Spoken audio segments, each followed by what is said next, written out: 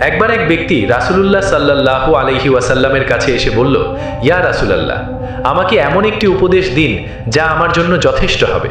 রাসূলুল্লাহ সাল্লাল্লাহু আলাইহি ওয়াসাল্লাম বললেন, রাগ করো না। লোকটি বারবার একই প্রশ্ন করল, আর রাসূলুল্লাহ সাল্লাল্লাহু আলাইহি ওয়াসাল্লাম প্রতিবারই বললেন, রাগ করো না। সহিহ বুখারী। আব্দুল্লাহ হাসতে হাসতে বললেন, দেখো, রাগ নিয়ন্ত্রণ করা কতটা গুরুত্বপূর্ণ। ধৈর্যই হলো এর চাবিকাঠি। রাগ মানুষকে ভুল পথে পরিচালিত করে, আর ধৈর্য মানুষকে সঠিক পথে রাখে। শামীম আব্দুল্লাহর কথাগুলো গভীরভাবে উপলব্ধি করল। সে বুঝতে পারল, ধৈর্য এবং আল্লাহর উপর ভরসাই তাকে এই কঠিন পথ পাড়ি দিতে সাহায্য করবে। তার মনে এক নতুন শক্তি সঞ্চারিত হলো। সে প্রতিজ্ঞা করল, যত বাধাই আসুক না কেন, সে আর কখনো চুরির পথে ফিরে যাবে না।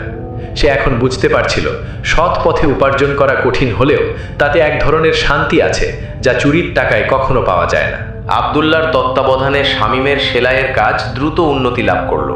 তার হাতের কাজ নিখুঁত হতে শুরু করলো এবং আব্দুল্লাহ তাকে ছোট ছোট কাজ দিতে লাগলেন। শামীম এখন সৎ উপার্জনে জীবনযাপন করছে, যদিও তা ছিল সীমিত। তার চেহারায় ফিরে এসেছে এক নতুন প্রশান্তি, যা আগে কখনো ছিল না। তার চোখে এখন আর সেই চতুরতা নেই, আছে এক ধরনের বিনয় ও আত্মবিশ্বাস। বাজারের মানুষজনও তার পরিবর্তন লক্ষ্য করতে শুরু করলো। কেউ কেউ তাকে দেখে হাসতো, কেউ কেউ অবাক হতো, আবার কেউ কেউ তার এই পরিবর্তনকে সাধুবাদ জানাতো। তবে কিছু মানুষ ছিল যারা তাকে এখনও সন্দেহের চোখে দেখত। তাদের কাছে একজন চোর কখনো ভালো হতে পারে না। শামীম এইসব উপেক্ষা করে তার কাজ করে যেত। সে আব্দুল্লাহর কাছ থেকে শুধু সেলাই নয়, বরং জীবনের অনেক মূল্যবান শিক্ষা লাভ করছিল। আব্দুল্লাহ তাকে শিখিয়েছিলেন কিভাবে ছোট ছোট নেক আমল দিয়ে আল্লাহর নৈকট্য লাভ করা যায়, কিভাবে মানুষের প্রতি সহানুভূতিশীল হতে হয়। শামীম এখন নিয়মিত মসজিদে যেত, নামাজ পড়ত এবং কোরআন তেলাওয়াত করত। তার হৃদয় এখন আল্লাহর জিকিরে পূর্ণ। একদিন আব্দুল্লাহ শামীমকে একটি গুরুত্বপূর্ণ কাজ দিলেন, একটি বিশেষ পোশাক সেলাই করা, যা একজন ধনী বণিকের জন্য তৈরি হচ্ছিল। পোশাকটি ছিল অত্যন্ত মূল্যবান, রেশম ও জরির কাজ করা। শামীম অত্যন্ত মনোযোগ দিয়ে কাজটি করছিল। তার মনে ছিল এক অদ্ভুত আনন্দ, কারণ সে এখন তার মেধা ও শ্রম দিয়ে উপার্জন করছে এবং তার কাজ আব্দুল্লাহর মতো একজন সৎ মানুষের জন্যে। সেলাইয়ের প্রতিটি ফোড়ে যেন তার নতুন জীবনের প্রতিচ্ছবি ফুটে উঠছিল। কিন্তু নিয়তির খেলা বড়ই অদ্ভুত। একদিন যখন শামীম দোকান বন্ধ করে বাড়ি ফিরছিল, তখন তার সাথে দেখা হলো তার পুরনো সঙ্গীদের।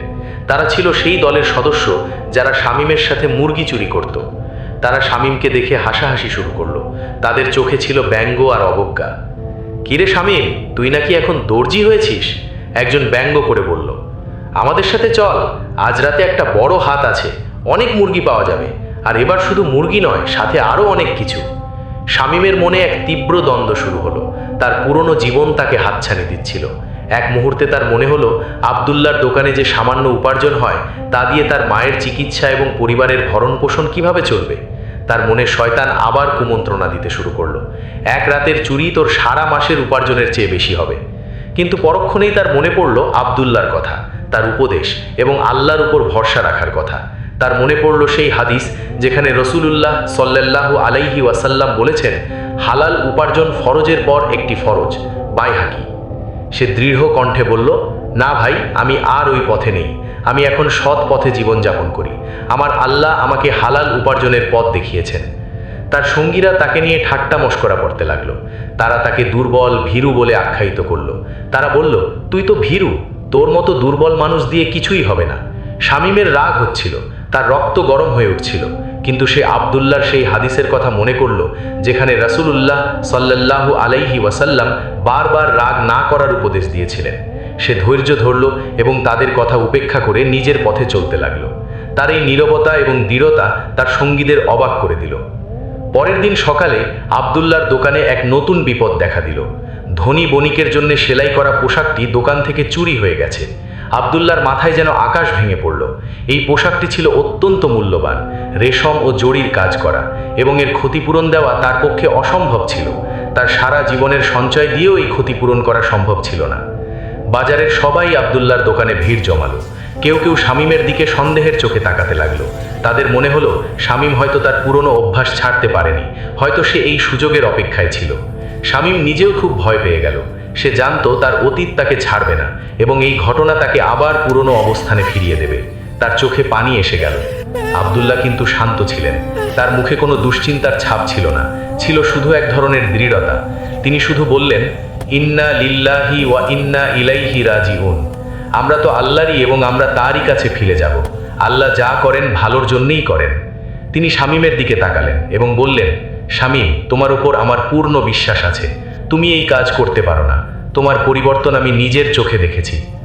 আব্দুল্লাহর এই কথাগুলো শামীমের মনে এক নতুন শক্তি জোগালো। সে বুঝতে পারল আব্দুল্লাহ তাকে শুধু সেলাই শেখাননি, বরং তাকে বিশ্বাস করতেও শিখিয়েছেন। এই বিশ্বাস ছিল তার জন্য সবচেয়ে বড় উপহার। শামীম প্রতিজ্ঞা করল, যেভাবেই হোক সে এই চোরকে খুঁজে বের করবে এবং আব্দুল্লাহর সম্মান রক্ষা করবে। তার ঈমান ও তাকওয়ার এক কঠিন পরীক্ষা শুরু হলো। এই পরীক্ষা ছিল তার নতুন জীবনের সবচেয়ে বড় চ্যালেঞ্জ। সে জানত এই পরীক্ষায় তাকে উত্তীর্ণ হতেই হবে, আব্দুল্লাহর বিশ্বাস এবং আল্লাহর প্রতি তার নিজের বিশ্বাসকে রক্ষা করার জন্যে। আব্দুল্লাহর বিশ্বাস শামীমকে নতুন করে বাঁচতে শেখালো। তার উপর আব্দুল্লাহর অটল আস্থা শামীমের মনে এক অদম্য শক্তি জোগালো। সে প্রতিজ্ঞা করল, যেভাবেই হোক সে এই চুরির রহস্য উন্মোচন করবে এবং আব্দুল্লাহর সম্মান রক্ষা করবে। তার অতীতের অভিজ্ঞতা তাকে এই কাজে সাহায্য করতে পারে বলে সে মনে করল। চোরদের মনস্তত্ত্ব, তাদের চলাচলের পথ এবং তাদের লুকোনোর জায়গা সম্পর্কে তার ভালো ধারণা ছিল। সে জানত চোরেরা সাধারণত কোথায় আশ্রয় নেয়, কিভাবে তারা তাদের চুরি করা মাল লুকিয়ে রাখে। শামীম প্রথমে বাজারের আশেপাশে ঘুরতে লাগলো। সে চোরদের সম্ভাব্য আড্ডাখানাগুলোতে নজর রাখল। তার পুরনো সঙ্গীরা তাকে দেখে উপহাস করলেও শামীম তাদের কথায় কান দিল না। সে জানত তার লক্ষ্য অনেক বড়, আব্দুল্লাহর নির্দোষিতা প্রমাণ করা এবং চোরকে খুঁজে বের করা। সে বাজারের প্রতিটি অলিগলি, প্রতিটি লুকোনো স্থান খুঁটিয়ে খুঁটিয়ে দেখতে লাগলো। তার চোখ এখন আর চুরির সুযোগ খুঁজছে না, খুঁজছে সত্যের সন্ধান। সন্ধ্যায় শামীম একটি পুরনো ভাঙা বাড়ির কাছে গেল, যেখানে আগে চোরেরা প্রায়ই জড়ো হতো।